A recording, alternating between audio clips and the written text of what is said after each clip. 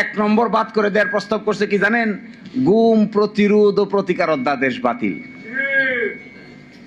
বাংলাদেশের মানবাধিকার কমিশন গঠন অধ্যাদেশ বাতিল, দুর্নীতি দমন কমিশন অধ্যাদেশ সংশোধন অধ্যাদেশ বাতিল, সুপ্রিম কোর্টের বিচার বিভাগীয় পৃথক সচিবালয় গঠন করার অধ্যাদেশ বাতিল, সুপ্রিম কোর্টের বিচারক নিয়োগ করার কমিশন অধ্যাদেশ বাতিল, ব্যাংক রেজলিউশন অধ্যাদেশ বাতিল। আছে কি? কোনটা আছে? এটা একটা অ্যাড আছে না টেলিভিশনে, দেখবেন ককরোচ দিয়ে না কি দিনে নকআউট, দেখছেন? এটা তেলাপোকা মারে, যে তেলাপোকা। আপনি আমাদের এখানে যে এরসল আছে, যেখানে বেশি তেলাপোকা আছে এরসল মারবেন, একটা এরসল আর এক মারার পরে দেখবেন একটা তেলাপোকা আর একটা তেলাপোকার গলায় ধরে কান্দে। দুইটাই মৃত্যুপথ যাত্রী। একটা জিজ্ঞাসা করে আপনি কবে মরবেন, সে বলে আমি এখনই মরবো, আর একটা বলে আমার নিয়ে যায়। এইটা দেখে, এই প্রস্তাবগুলো দেখে আমার কাছে মনে হয়েছে জগতের মানুষ আমাদের দিকে তাকায় মনে করতেছে সরকারি দল বিরোধী দল সবই তো মরবে দেখি, এটা তো মরার বুদ্ধি। আচ্ছা বলেন, গুম প্রতিরোধ প্রতিকার অধ্যাদেশ বাতিল করার কি কারণ থাকতে পারে? একমাত্র ডিজিএফআই শাটারিং ছাড়া আমি তো আর কিছু দেখি না। ডিজিএফআই আপত্তি ছাড়া, এসবিএনএস এর আপত্তি ছাড়া এই আয়নাগর তৈরি করার মূল কারিগর ডিজিএফআই। এই ডিজিএফআই আপত্তি ছাড়া শহীদ আলম ভাইকে নিয়ে ধরিয়া মাইরিয়া পিটাইয়া কেন এই কথা বললো, কেন ওই কথা বললো না, কেন পক্ষে বিপক্ষে এই কথা বললো, অমুকের মতামত দিল, এই জন্য শহীদ আলম ভাই কই ছিল আমরা সবাই জানি। তো তাদের আপত্তি ছাড়া গুম এবং খুন পাশ করার আপত্তি কি ভদ্রলোকের থাকতে পারে? তো গুম চাই আমরা? আমার তো মনে হয় না আপনারা কেউ গুমের পক্ষে। তো এটা কেন বাদ দিতে হবে? মানবাধিকার কমিশন অধ্যাদেশ কেন বাদ দিতে হবে? মানবাধিকার কমিশনের যিনি চেয়ারম্যান বলা হয়েছে তাকে যে অ্যাপয়েন্টমেন্ট দেওয়া হবে, এটা হবে একটা সার্চ কমিটির মাধ্যমে। প্রাইম মিনিস্টার চাইলেই নিয়োগ দিতে পারবে না, চাইলে বাদও দিতে পারবে না। বাদ দিতে গেলে একটা সুপ্রিম জুডিশিয়াল কাউন্সিলের সিস্টেম করে বাদ দিতে হবে।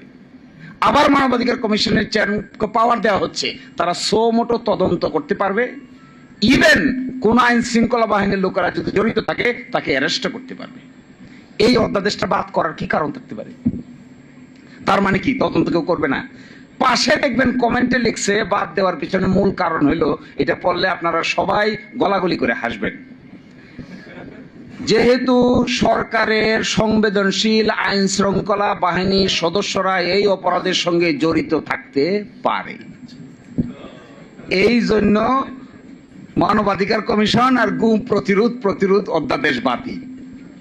তো গুম তো করবে কে? গুম তো আইন শৃঙ্খলা বাহিনীর লোকেরাই করে নাকি? গুম যদি আইন শৃঙ্খলার বাহিনীর লোকেরা করে তার তদন্ত হইতে হবে না? আরেকটা ইন্টারেস্টিং, মানবাধিকার অধ্যাদেশের পিছনে কমেন্টে লিখছে যেহেতু এটা সরকারের কোন মন্ত্রণালয়ের অধীন নয়। আচ্ছা, মানবাধিকার কমিশন কি সরকারের মন্ত্রণালয়ের অধীন থাকার কথা? ও আশ্চর্য ব্যাপার, তো স্বাধীন, তো তদন্ত করবে স্বাধীনভাবে, নয় এজন্য বাতিল। দেখেন, সুপ্রিম জুডিশিয়াল পৃথক বিচার বিভাগীয় সচিবালয়ের পাশে কমেন্ট লিখছে কি? পৃথক বিচার বিভাগীয় সচিবালয়ের পাশে কমেন্ট লিখছে যে সরকার ইচ্ছা পোষণ করলে এটা কার্যকর হবে। আচ্ছা, সরকার ইচ্ছা পোষণ করলে নিম্ন আদালতের ম্যাজিস্ট্রেটকে বদলি করা যাবে, সরকার ইচ্ছা পোষণ করলে পদোন্নতি দেওয়া যাবে, সরকার ইচ্ছা পোষণ করলে শৃঙ্খলা বিধি অ্যাপ্লাই করা যাবে, সরকার ইচ্ছা পোষণ করলে, সরকার ইচ্ছা পোষণ না করলে কি করবে?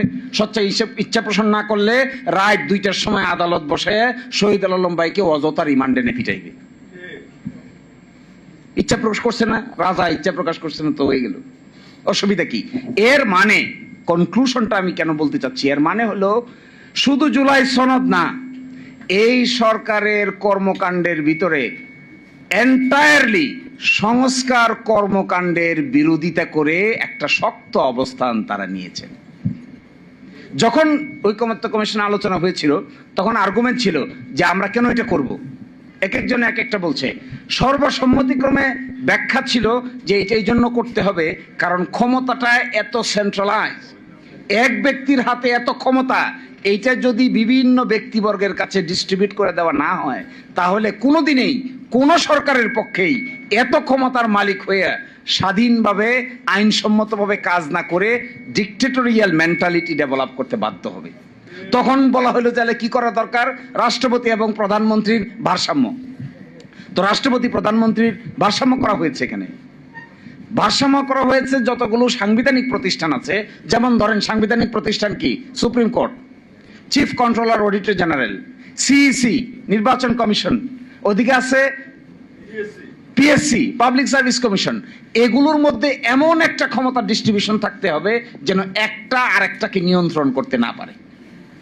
এই বিভক্তির অংশ হিসেবে যেগুলো অর্ডিন্যান্স দিয়ে করা দরকার ছিল এগুলো 133 অর্ডিন্যান্স, আর যেগুলো অর্ডিন্যান্স দিয়ে করা সম্ভব হয় নাই এটাগুলো সংবিধান সংস্কার। সেই সংস্কারের জন্য একটা আদেশ দরকার ছিল। এই আদেশের নাম হলো জুলাই জাতীয় সনদ উইদিন ব্র্যাকেট সংবিধান সংস্কার আদেশ। এখন ওনারা বলছেন এটা অসাংবিধানিক। তাহলে কোনটা সাংবিধানিক? বিরাট প্রশ্ন। আমি কনক্লুশন ড্র করছি এটা, আমাদের জাতীয় জীবনের এই চরিত্রকে কিভাবে বিশ্লেষণ করা যাবে তা হয়তো ইতিহাসেই বিবেচনা করবে। কিন্তু আমার কাছে মনে হয় এই যে চোর পুলিশ খেলতে খেলতে যে 56 বছর পার করলাম, ঘুরে ফিরে কিন্তু আমরা জায়গাতেই থাকলাম। এখন যদি জুলাই অভ্যুত্থানের পরে আরো ড্রাস্টিক সামনের দিকে অগ্রসর করা না যায়, ধরেন এই সংস্কারগুলি কিছুই হইল না, কোথায় যাব আমরা?